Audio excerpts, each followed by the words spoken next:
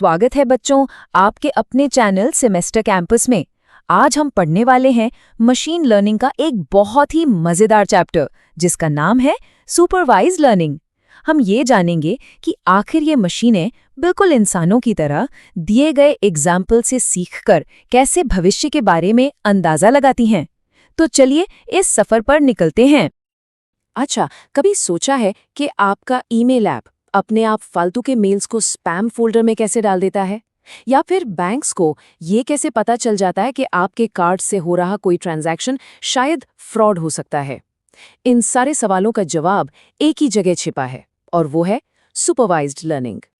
तो सवाल उठता है कि भाई ये सुपरवाइज्ड लर्निंग आखिर है क्या? देखिए, इसे समझने का सबसे आसान तरीका है एक टीचर और स्टूडेंट का रिश्ता। जैसे एक टीचर अपने स्टूडेंट को उदाहरण दे देकर सिखाता है ना?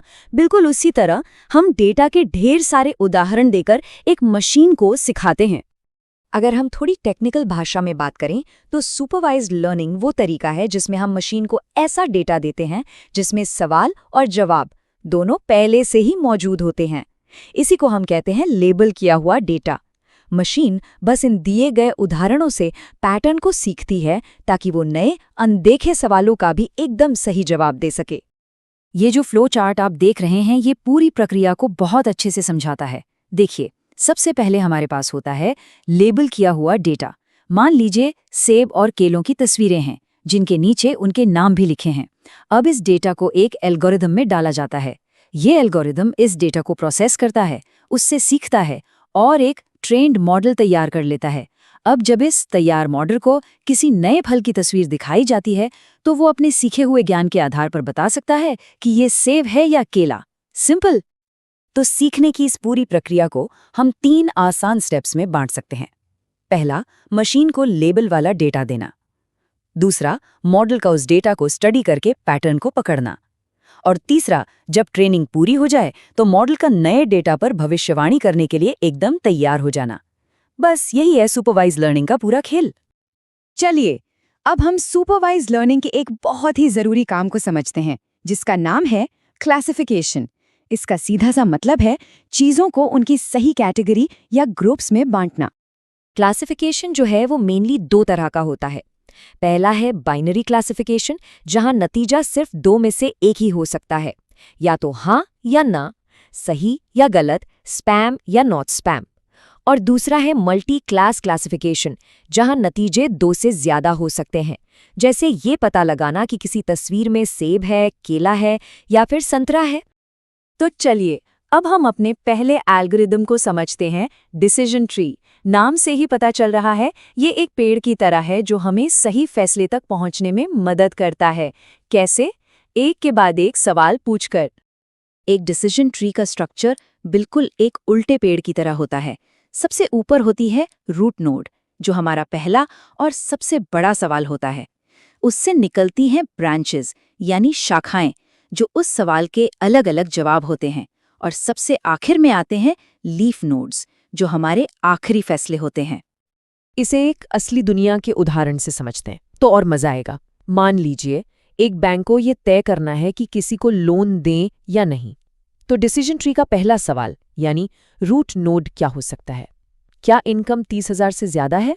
अगर जवाब हाँ में है तो अगला सवाल होगा क्या नौकरी पक्की है? और इन्हीं सवालों के जवाबों के आधार पर ये आखिर में लोन अप्रूव्ड या लोन रिजेक्ट के फाइनल डिसीजन पर पहुंच जाएगा। देखिए, हर एल्गोरिदम की तरह डिसीजन ट्री के भी अपने फायदे और नुकसान हैं। इसका सबसे बड़ा फायदा ये है कि इसे समझना और देखना बहुत आसान है। लेकिन अगर डेटा बहुत ज्यादा हो तो ये काफी कॉम्प्लेक्स हो सकता है और कभी-कभी ओवरफिटिंग का शिकार हो जाता है। ओवरफिटिंग का मतलब है कि मॉडल ट्रेनिंग डेटा का रट्टा तो मार लेता है पर नए डेटा पर ठीक से काम नहीं कर पाता। तो इसकी सादगी ही इसकी ताकत भी है और कभी-कभी कमजोरी भी। अब हम अपने अगले एल्गोरिदम के नियरेस्ट नेबर्स या KNN पर चलते हैं। इसका जो मूल आइडिया है वो बहुत ही सिंपल है। आप वैसे ही होते हैं जैसे आपके पड़ोसी होते हैं। KNN बस इसी एक लाइन के सिद्धांत पर काम करता है। एक जैसी चीजें एक दूसरे के करीब मौजूद होती हैं। मतलब अगर हमें किसी नई चीज के बारे में जानना है तो हम बस उसके सबसे करीबी पड़ोसियों को देख लेते हैं और ज्यादातर चांस यही है कि नई चीज भी वैसी ही होगी जैसे उसके पड़ोसी है। चलिए फिर से फलों का उदाहरण लेते हैं। हमारे पास डेटा है जिसमें फलों का रंग और वजन दिया गया है और ये भी बताया गया है कि वह सेब हैं या केले।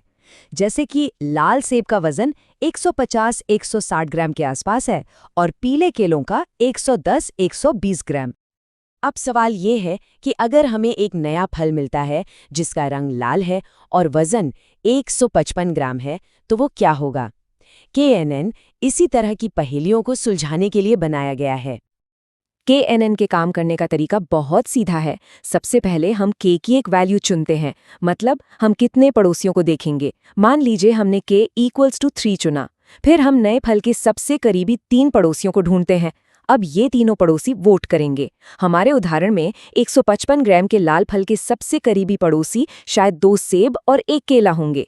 क्योंकि सेब को ज्यादा वोट मिले, KNN फैसला करेगा कि नया फल भी एक सेब ही है। अब बात करते हैं हमारे तीसरे एल्गोरिदम की, नेव बेयस।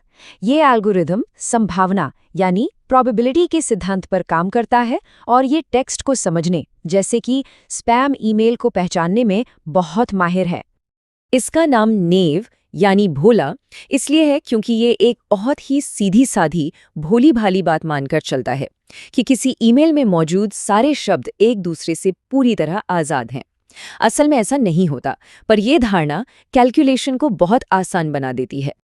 उदाहरण के लिए, अगर एक ईमेल में फ्री शब्द आता है तो नेव बेयस ये देखेगा कि पिछले 100 स्पैम मेल्स में से 90 में फ्री शब्द था, लेकिन 1000 सही मेल्स में से सिर्फ 10 में था। इन आंकड़ों के आधार पर वो ये कैलकुलेट करता है कि फ्री शब्द वाले नए ईमेल के स्पैम होने की संभावना कितनी ज्यादा है। चलिए अब हम अपने आखिरी एल्गोरिदम पर आते हैं, सपोर्ट वेक्टर मशीन या शॉर्ट में SVM। इसका काम डेटा के 2 ग्रुप्स के बीच में सबसे अच्छा और सबसे चौड़ा बंटवारा करने वाली एक रेखा खींचना है। ये ग्राफ SVM के काम करने के तरीके को बहुत ही शानदार ढंग से दिखाता है। जरा सोचिए, हमने सेब और संतरों को उनके गुणों के आधार पर एक ग्राफ पर रख दिया है। अब SVM का लक्ष्य है कि इन दोनों ग्रुप्स के बीच एक ऐसी लाइन खींचे जो दोनों से बराबर और ज्यादा से ज्यादा दूरी पर हो, जिससे एक सबसे चौड़ा रास्ता या मार्जिन बन जाए। और यहीं पर सपोर्ट वेक्टर्स का रोल आता है। ये वो डेटा पॉइंट्स होते हैं जो उस बंटवारे वाली लाइन के सबसे करीब होते हैं। यही पॉइंट्स उस लाइन के सही पोजीशन को तय करने में मदद करते हैं, इसीलिए तो इन्हें सपोर्ट वेक्टर्स कहा जाता है। तो आइए इन चारों एल्गोरिदम्स पर एक तेज नजर डालते हैं। डिसीजन ट्री तब बेस्ट है जब हमें समझने में आसान फैसले चाहिए। KNN एक जैसी चीजों को खोजने के लिए पड़ोसियों की वोटिंग का इस्तेमाल करता है। नेव बेस टेक्स्ट क्लासिफिकेशन के लिए प्रोबेबिलिटी का इस्तेमाल करता है और SVM 2 ग्रुप्स के बीच सबसे साफ बंटवारा करने के लिए सबसे चौड़ी सीमा ढूंढता है। तो हमने देखा कि ये एल्गोरिदम कितने शक्तिशाली हैं। हम मशीनों को डेटा से ये सिखा सकते हैं कि वो चीज़ों को कैसे पहचानें और उन्हें अलग अलग ग्रुप्स में कैसे बांटें, लेकिन ये हमें एक बहुत ही महत्वपूर्ण सवाल पर भी लाकर खड़ा कर देता है। जब हम मशीनों को कुछ भी सिखा सकते हैं तो ये तय करने की जिम्मेदारी किसकी है कि उन्हें क्या सीखना चाहिए और क्या नहीं। इस पर विचार करना बहुत ज़रूरी है। अगर आपको ये वीडियो हेल्पफुल लगी हो तो लाइक करें, चैनल सेमेस्टर कैंपस को सब्सक्राइब करें और वीडियो को अपने दोस्तों के साथ शेयर ज़रूर करें।